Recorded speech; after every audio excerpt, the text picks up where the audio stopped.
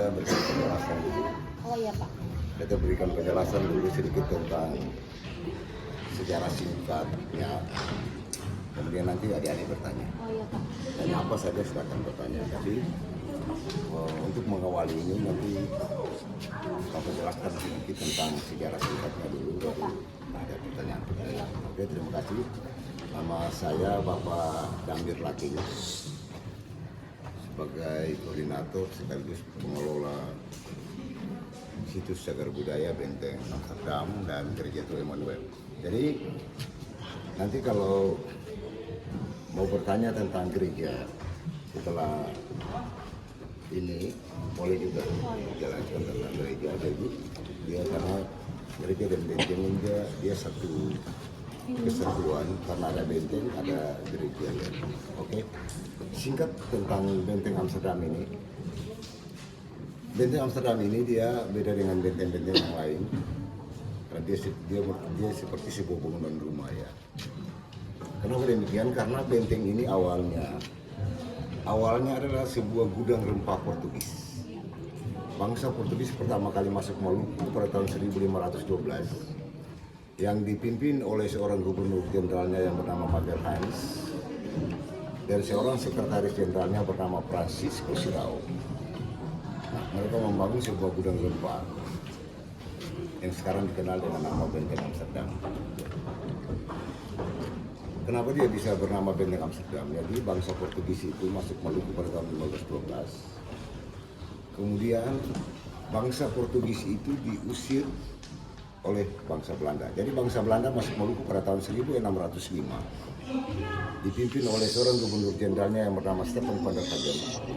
Kemudian bangsa Belanda itu dibantu oleh kerajaan Hitu dan masyarakat di Pulau Ambon. Karena sebelum Portugis masuk Maluku, itu kerajaan Islam sudah ada lebih dulu di sini yang dikenal dengan nama kerajaan Hitu. Kemudian kerajaan Hitu dan masyarakat di Pulau Ambon membantu Belanda untuk mengusir Portugis. Ya. Sementara ketong ini tahu bahwa ketong semua baca sejarah, bangsa Indonesia itu dijajah kurang lebih 350 tahun oleh bangsa Belanda. Kenapa? Kerajaan itu mau membantu Belanda untuk mengusir Portugis. Karena Portugis dengan sistem dagang monopolinya, dia berhasil mengumpul rempah di Maluku. Kemudian dia dengan secara paksa kepada masyarakat di Pulau Ambon ini untuk menjual daun pala dan daun cengkeh kepada mereka. Sehingga kalau pala dan cengkeh itu mati, tidak ada lagi negara lain yang mempunyai persediaan rempah yang lebih banyak seperti dia. Karena dia mempunyai beberapa gudang di Maluku. Setelah dia membeli daun pala dan cengkeh itu tidak mati, dengan secara paksa dia membeli akar cengkeh. Nah, pada saat dia membeli akar cengkeh di tahun 1605 itu, Belanda masuk Maluku. Nah, di sini kerajaan itu dan masyarakat di Pulau Ambon itu mau membantu Belanda untuk mengusir Portugis itu cuma semata-mata mau menyelamatkan harta benda mereka. Pada waktu itu cengkeh dan pala. Kalau mereka tidak membantu Belanda untuk mengusir Portugis, mungkin sampai di generasi ketemu ini, kita tidak tahu mana cengkeh itu, mana pala, karena memang dia sudah musnah. Nah, kenapa Portugis pakai dengan sistem cara itu? Karena pada zaman itu di Eropa, 1 kilogram pala itu lebih mahal dari emas 1 gram. Kemudian dari sisi pemanfaatannya itu, pada zaman itu di Eropa di tahun 1600-an itu, ini Bapak Damri bicara sesuai dengan Bapak Damri baca ya. Tidak bicara sejarah itu, tidak bisa kita cerita saja, tapi tidak bisa membuktikan. Jadi pembuktiannya itu harus ada tertulis. Ya. Nah, pada waktu itu, pada zaman itu di Eropa ada satu wabah penyakit yang sangat mematikan, yaitu penyakit cacar, penyakit garuk ini, penyakit cacar. Tapi dia sangat mematikan. Nah, itu yang bisa disembuhkan cuma dengan pala. Dari situlah bangsa-bangsa Eropa itu berbondong-bondong datang ke Maluku untuk mencari rempah. Nah, itu yang bisa saya jelaskan. Jadi Benteng Amsterdam itu masih ada sampai sekarang. Nanti ada bertanya dulu mungkin, baru Bapak Damri bisa jelaskan lebih lanjut ya. Nah, yang jelas Benteng Amsterdam ini mempunyai tiga lantai dan itu mempunyai fungsinya masing-masing. Kemudian terkait dengan gambar-gambar yang ada di sini, ini adalah hasil penelitian di Maluku pada tahun 1717 oleh seorang peneliti yang bernama Rumpius. Rumpius itu dia seorang ahli botani. Rompies itu seorang ahli botani. Rompies itu berkebangsaan Jerman. Dia ingin masuk ke Indonesia, dia rela menjadi serdadu Belanda. Dan Rompies itu tinggal di sini. Ruang informasi sana itu adalah bekas rumah Rompius. Rompius juga menulis banyak tentang Maluku, menulis tentang tsunami, menulis tentang bahaya seram. Itulah Rompius. Dia seorang ahli botani. Jadi semua jenis anggrek, semua jenis kerang, semua jenis ikan yang ada di Maluku ini itu Rompius yang kasih nama. Ya. Oke, itu dulu. Mungkin ada yang pertanyaan, silakan. Tadi Pak bilang Rompius yang hasil laut, menangkap hasil laut Pak, dari gambar-gambar ini Bapak. Terus mau tanya yang gambar yang ini aku lihat sendiri soalnya kayak manusia terus ekor. Jadi ini semua adalah hasil penelitian di Maluku yang kurang lebih sekitar 600 jenis. Ya, ikan ini mempunyai warna masing-masing dan ini berdasarkan catatan sejarahnya. Ini adalah cat warna pertama di dunia yang Rompius lakukan. Karena kertas itu kertas itu baru ada di tahun 1700-an. Itu baru ada untuk kertas. Tapi sebelum itu belum ada kertas. Ya. Nah, terkait dengan ikan ini ada keterangannya pakai bahasa Prancis yang ada lihat. Dan ini sudah diterjemahkan oleh orang-orang Prancis yang datang ke sini. Karena di 2017 ada ekspedisi jalur rempah, 12 negara itu datang di sini. Di dalamnya ada orang Prancis, 24 orang. Nah, pertama kali Bapak Damri pasang ini juga, Bapak Damri kewalahan tidak bisa jelaskan kepada pengunjung apa benar ini ada atau cuma sebuah legenda. Nah, 2017 itu ada ekspedisi jalur rempah, ada 24 orang. Saya minta lewat juru bahasanya, tolong mereka terjemahkan ini sebenarnya apa, sehingga saya bisa jelaskan kepada pengunjung. Nah, ternyata dari hasil terjemahannya, ikan ini benar-benar ada pada zaman itu. Ya. Hasil terjemahannya, ikan ini ditangkap di Pulau Buru oleh 2 orang yang berkulit hitam. Kemudian mereka datang jual di sini kepada Rompius. Setelah Rompius memberikan ini diletakkan dalam bak air yang paling besar. Tapi selama 2 hari ikan ini tidak mau makan. Yang saya bicarakan ini terjemahan dari bahasa ini, ya, secara ringkasnya. Tapi selama 2 hari ikan ini tidak mau makan, sampai dikasih makan kuman pun dia tidak mau makan. Dan malam terakhirnya Rompius cuma mendengar ikan ini menangis dan besoknya sudah mati. Ikan ini berjenis kelamin perempuan dan bernama Sherin. Sherin. Nah, kemudian di 2018 ada seorang wakil wali kota Amsterdam datang ke sini dan keluarganya. Pada waktu itu hari Sabtu dan pengunjungnya sangat banyak. Dia ke situ turun, dia terjemahkan, hasil terjemahannya sama. Kemudian dia katakan bahwa kalau di era itu, di 1717 itu, di Eropa juga ditemukan jenis ikan seperti ini. Kemudian dia berpesan kepada pengunjung pada saat itu, kalau ada sebuah film yang cerita tentang manusia ikan yang bernama Sirina, itu cerita benar, bukan cerita bohong. Ini Bapak Damri bisa ceritakan sesuai dengan apa yang dia sampaikan kepada pengunjung pada saat itu. Kemudian bulan yang lalu ada seorang turis Prancis datang ke sini dengan kepala Balai Pelestarian Kebudayaan Maluku. Dia terjemahkan secara rinci. Ternyata ikan ini pada waktu itu ditangkap 2 ekor. Yang tertinggal di sini perempuan, yang laki-lakinya dibawa ke Eropa. Nah, itu sudah diterjemahkan secara rinci. Ya. Jadi ini bukan sebuah legenda, berdasarkan terjemahannya, berdasarkan saksi yang dari Belanda, dari Prancis, memang ikan ini ada di zaman itu, di 1717. Ada lagi yang lain? Ambil air atau memang ada akan punya cerita sejarahnya gitu Pak Dipari? Jadi kalau cerita sejarahnya, sejarah Parigi ini itu khusus untuk tempat ambil air. Nah, kalau mau lihat Parigi itu, kalau kita hitung dari Portugis, berarti Parigi itu dan Parigi itu lebih tua dari benteng ini. Karena ini adalah awalnya sebuah gudang. Jadi bangsa Portugis pertama kali masuk, mereka mau mengerjakan sesuatu, pasti mereka cari sumber airnya dulu. Nah itu cuma sumur biasa, sumur air yang mereka pergunakan untuk minum dan kebutuhan lainnya. Namun pada saat renovasi benteng ini tahun 91, karena benteng ini setelah Belanda angkat kaki, kemudian Jepang masuk. Jepang masuk dan Jepang keluar dari benteng ini, dari Maluku. Jadi Jepang itu angkat kaki dari Maluku. Itu tepatnya bulan Maret tahun 1943 itu Jepang angkat kaki dari Maluku. Kemudian pada saat renovasi benteng ini tahun 91, sumur itu dibersihkan. Ternyata di dalam sumur itu kita temukan kerangka manusia, banyak tengkorak-tengkorak manusia di dalamnya. Jadi tidak ada catatan bahwa sumur itu tempat pembuangan mayat, tidak ada. Cuma pada saat pembersihan sumur ditemukan kerangka manusia. Gitu. Karena lantai 1 di bawah, yang ruangan kecil itu awalnya adalah sebuah gudang museumnya Belanda, gudang senjatanya Belanda. Tapi setelah Jepang masuk, dia rubah itu menjadi sebuah tahanan, sebuah sel tahanan. Makanya kalau ada di depan ada satu ventilasi, tapi ternyata dia tidak tembus, kan ditutup karena Jepang sudah merubah itu menjadi sebuah tahanan. Ya. Dan tadi sebentar aku mau tanya. Ada lagi? Bahwa ini kan memiliki 3 lantai, terus memiliki fungsi dan kegunaannya masing-masing. Nah, bisa dijelaskan fungsi dari masing-masing. Jadi lantai 1, karena perlu adik-adik ketahui, asrama tentara Belanda pada zaman itu dia di luar areal pagar benteng, lari ke negeri Hila sana 100 meter. Disitulah asrama tentaranya dan penjaranya itu ada di sana, sebelah sana. Jadi asrama tentara Belanda itu dalam bahasa Belanda itu namanya pesanggerahan. Pesanggerahan itu artinya asrama. Ya. Nah, fungsi dari lantai 1 itu fungsinya sebagai tempat penyimpanan makanan. Lantai 2 ini fungsinya untuk tempat tidur para perwira Belanda. Lantai 3 itu dia berfungsi sebagai tempat istirahat dan ruang pengintai. Makanya kalau kita sudah di atas kan kapal mulai masuk dari sana karena pintu masuk itu sudah kelihatan. Jadi dia berfungsi sebagai tempat istirahat dan ruang pengintai. Makanya di sudut-sudut itu ada bastion-bastion kecil untuk tempat pos-pos jaga itu.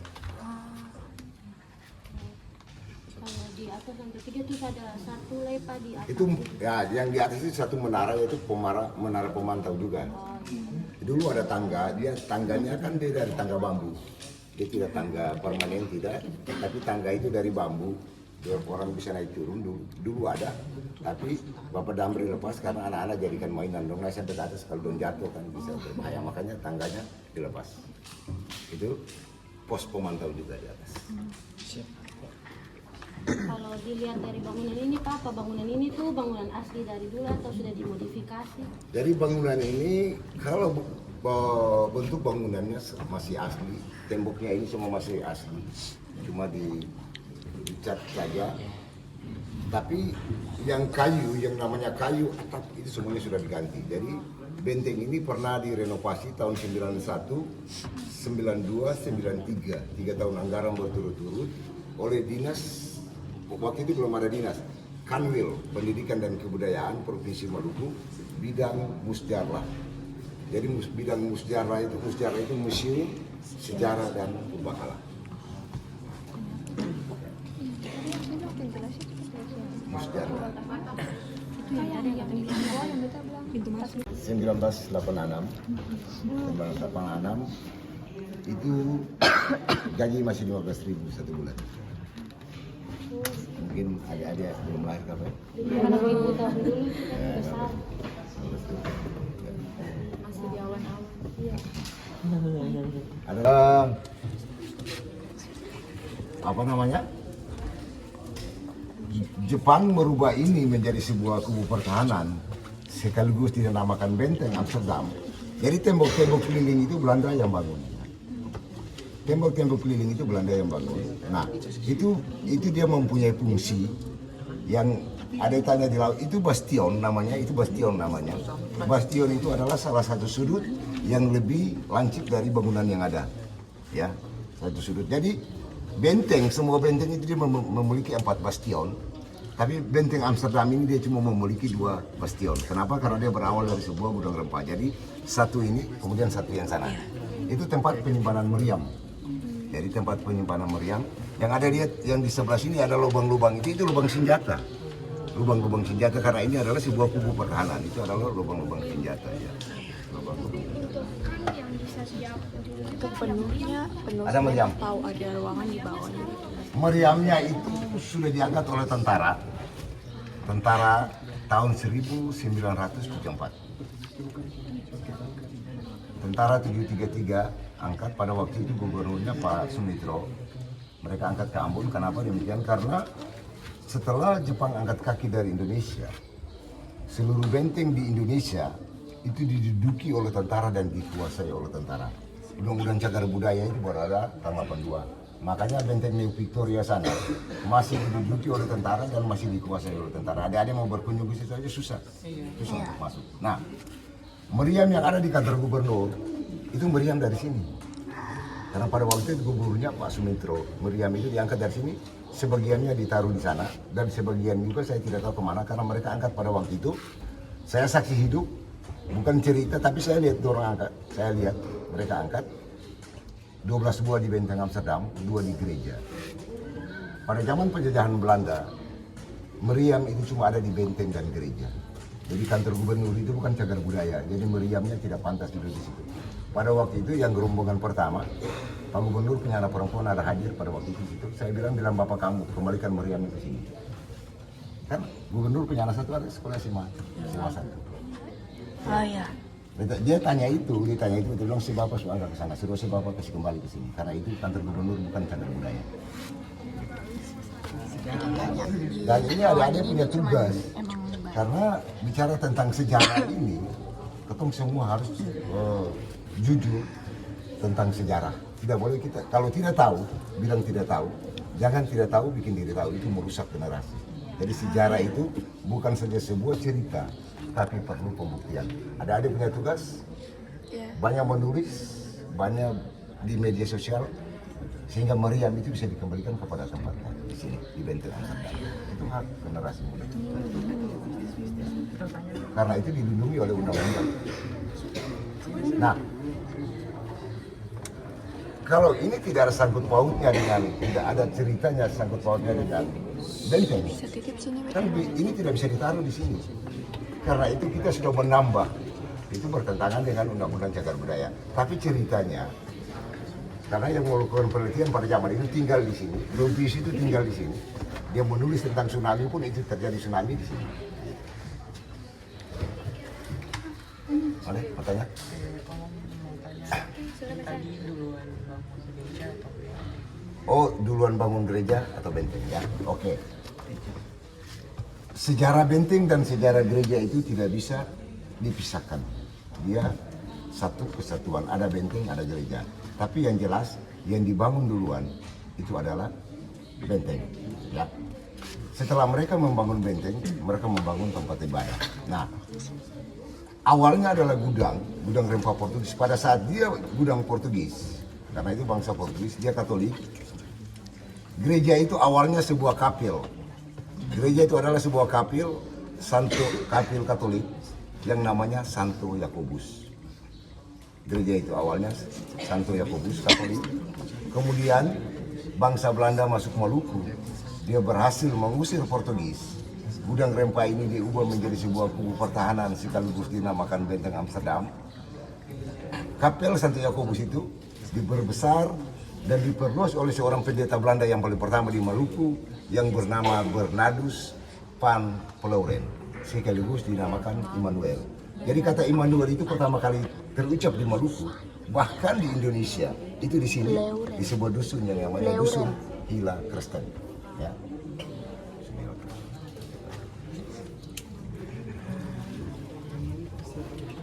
Pak, kira-kira kalau benteng sendiri itu dibangun kira-kira pada tahun berapa?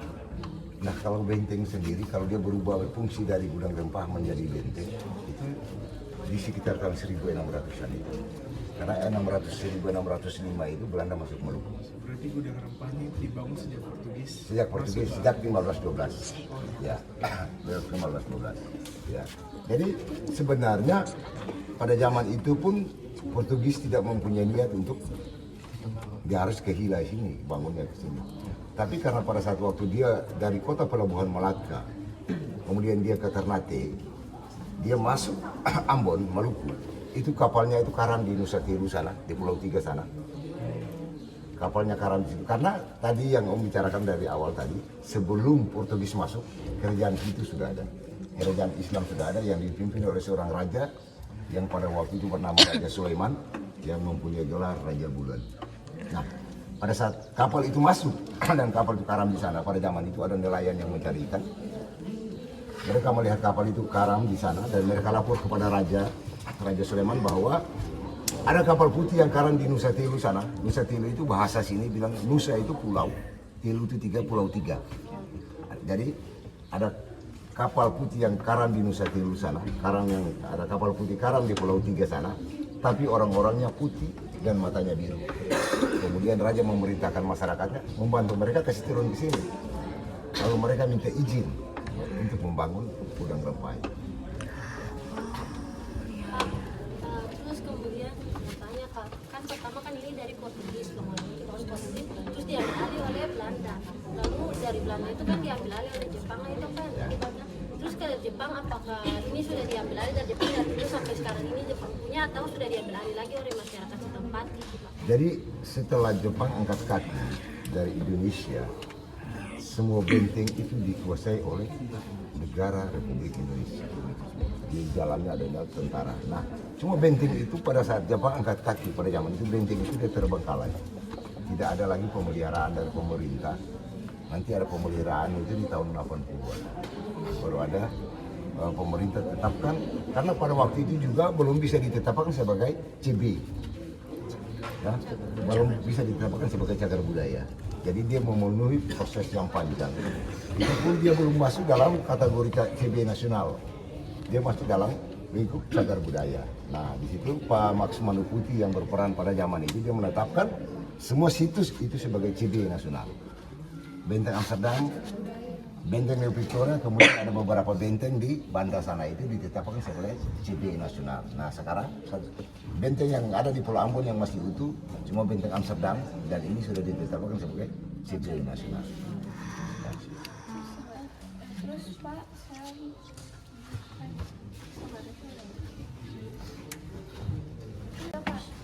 mungkin seiringnya berjalan yang kayak pergantian penguasaan gitu Pak, jadi kayak dari Portugis terus kayak Belanda, Jepang, apakah kayak ada keresahan dari warga setempat gitu kan?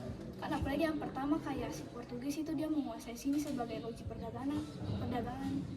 Jadi ya jelas namanya penjajah itu pasti ada resah.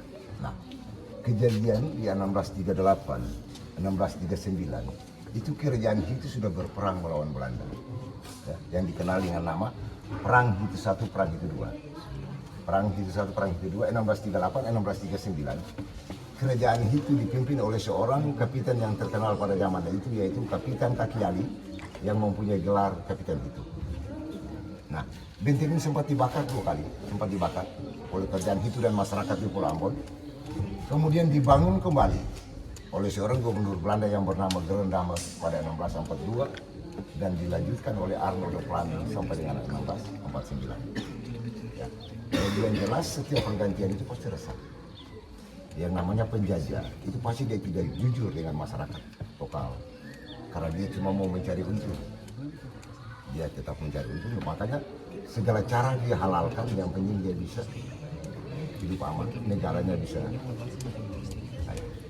Sebenarnya kita pernah sempat baca di sosial media kan, yang pertama tuh kan Portugis dia kan karena menguasai di sini sebagai loji perdagangan, tapi kayak warga setempat itu kan kayak suka gitu, akhirnya dia membantu Belanda untuk merebut Jepang. Tadi yang Apakah itu? ya itu benar tadi Om Damri sudah jelaskan dari awal itu, karena dia dengan dia punya sistem dagang monopolinya. Dia punya sistem dagang monopoli. Nah itu setelah dia sudah mengumpul rempah, dia dengan secara paksa kepada masyarakat untuk menjual daun pala, dia membunuh itu semua tanaman, sehingga tidak ada lagi negara lain yang mempunyai persediaan rempah yang lebih banyak seperti dia. Karena apa? Karena demikian, karena di Eropa pada zaman itu 1 kilogram pala itu lebih mahal dari emas 1 gram. Jadi dia mau bunuh semua tanaman, sehingga yang bisa punya hasil cuma dia. Berarti bukan lagi lebih mahal dari emas 1 gram, tapi mungkin lebih mahal sekali kalau dia sendiri yang kuasai itu, kuasai. Ya.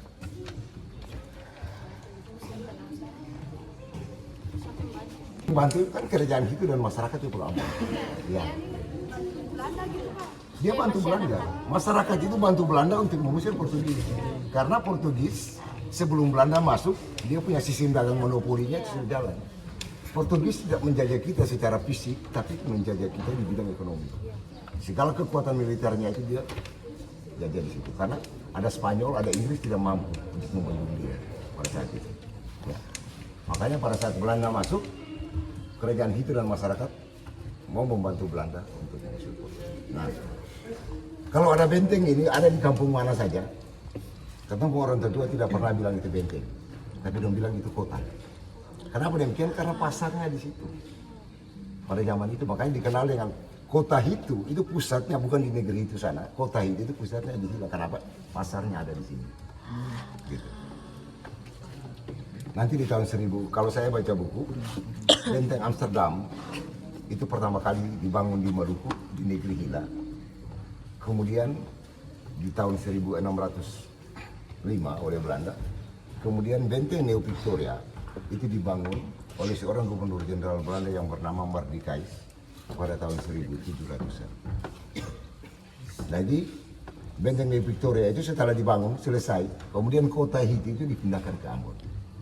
Karena pasarnya sudah pindah ke Ambon.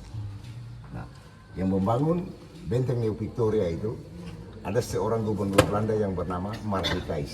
Jadi nama Mardika itu nama gubernur Belanda, Mardikais itu. Jadi benteng itu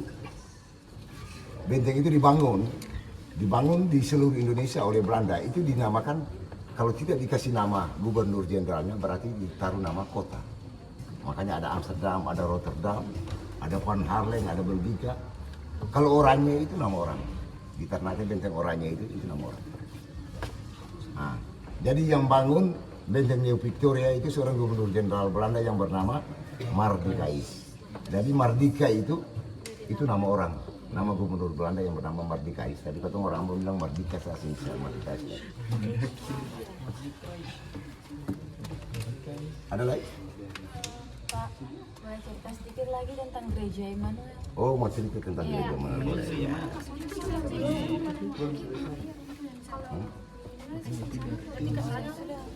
Adik-adik mau ke gereja? Iya, boleh. Bisa. Lebih bagus kata cerita tadi. Iya, Ya. Ya. Tapi ketemu foto dong. Beta ini harus bikin SKP, jadi kita kalau cerita-cerita muncul dari masyarakat itu salah satunya cerita perang hidup itu. Perang hidup itu. Cerita yang muncul dari masyarakat itu cerita perang hidup tadi. Perang hidup satu, perang hidup dua.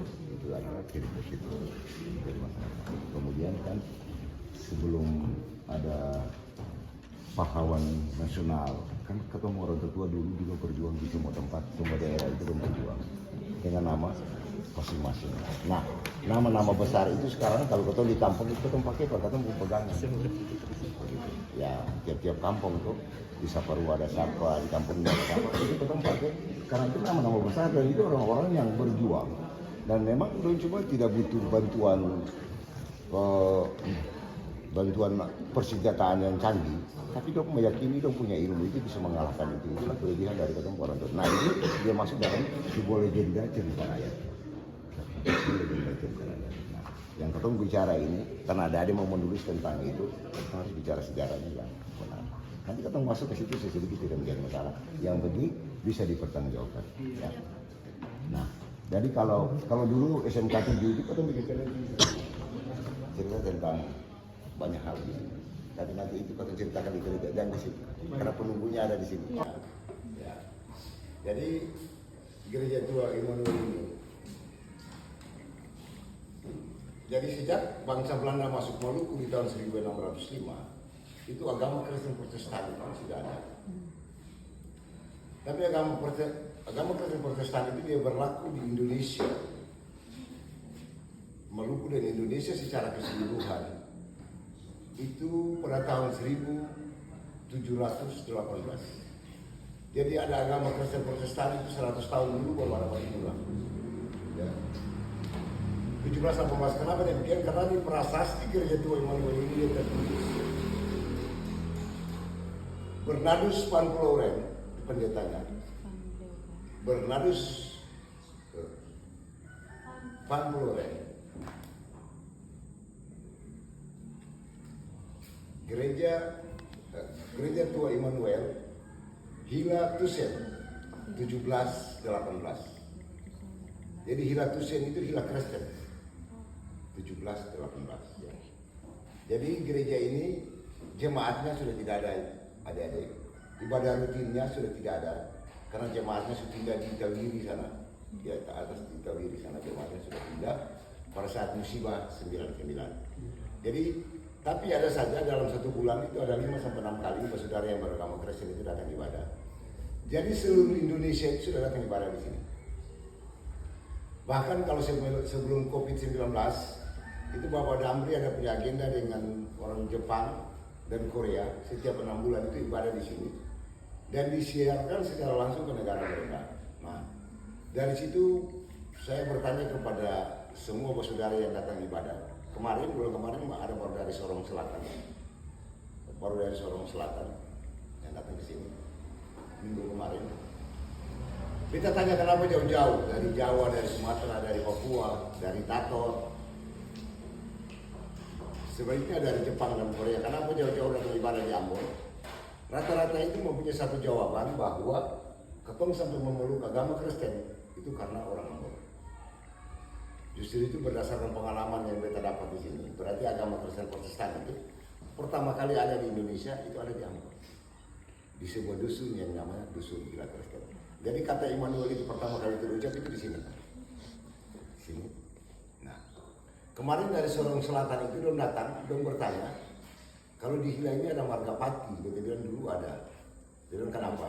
Karena dari marga Pati itu dia penginjil. Dia penginjil di Sorong Selatan sana. Dan dari marga Pati itu makanya Sorong Selatan itu semua beragama Kristen Protestan. Nah, kalau pendeta orang pribumi pertama itu lahirnya di sini. Lahirnya di sini.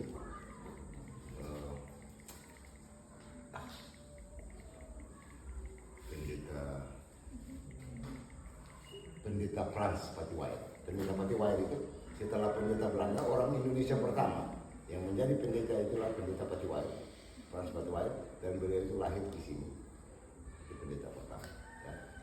Jadi ibadah rutinnya sudah tidak ada.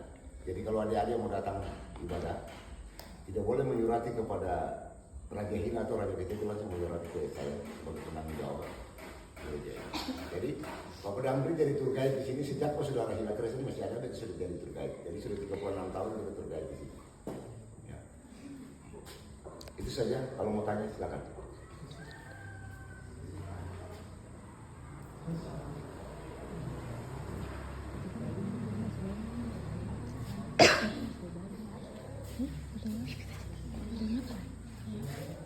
Pak mau tanya kalau untuk masbahnya ini itu memang sudah dari zaman dulu ataukah ini masbah baru? Ini Iya. Mimbar. Dia ini mimbar ini dia beda dengan mimbar gereja yang lain-lain. Kenapa? Karena mimbar ini dia tipe mimbar gereja Katolik. Dia ini tipe gereja Katolik itu dia punya mimbar yang begini. Dan dia bangunannya berubah, tapi mimbarnya tidak berubah. Ya, mimbarnya tidak berubah. Dia beda. Dia beda dengan mimbar gereja Kristen Protestan yang lain karena dia. Jadi pada saat waktu itu kapingnya itu dirubah, bangunannya dirubah, tapi mimbarnya tidak dirubah.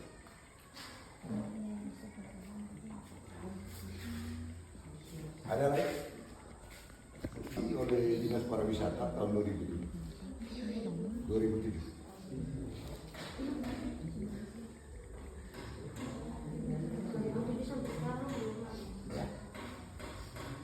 Ini susah sekali.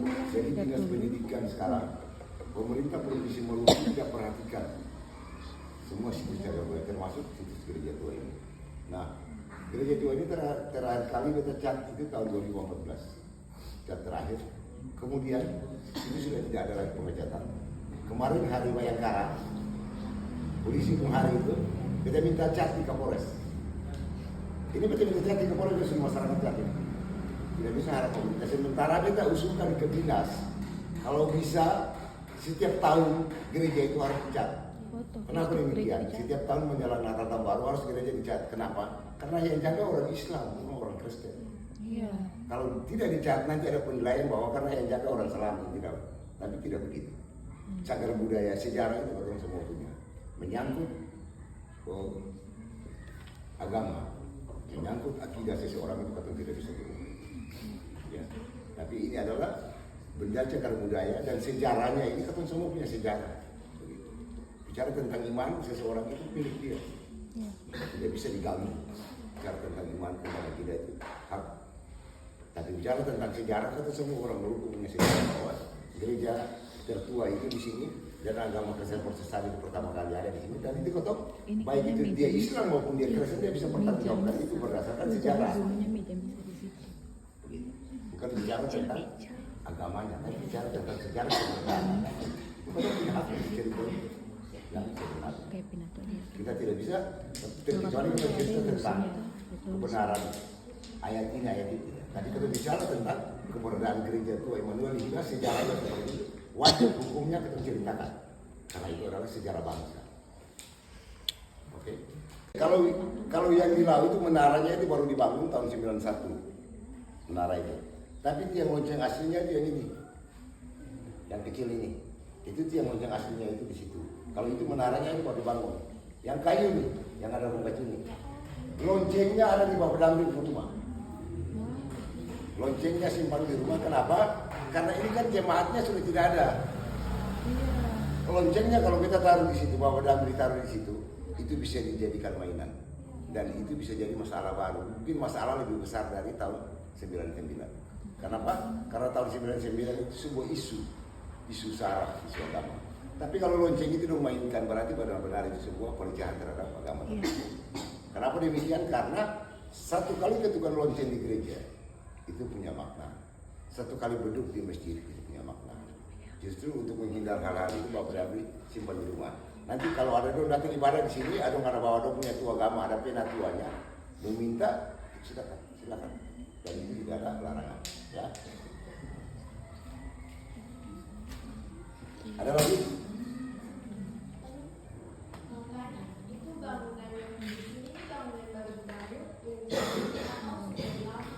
Dari lama bentuknya seperti ini adalah konsistori. Konsistori. Tahu konsistori? Ada yang tidak tahu konsistori? Jadi itu konsistori. Kalau itu balkon. Itu tempat musiknya itu sana. Itu balkon. Ini konsistori itu balkon. Ya. Nanti adik-adik jelaskan ketemu adik yang pakai jilbab ini apa itu konsistori. Tolong jelaskan ke sana. Dia jelaskan karena adik-adik tidak tahu konsistori itu apa. Ya. Jadi kalau konsistori itu kata orang Amal bilang kunci bicara. Nah, begitu. Punya kuburan ini.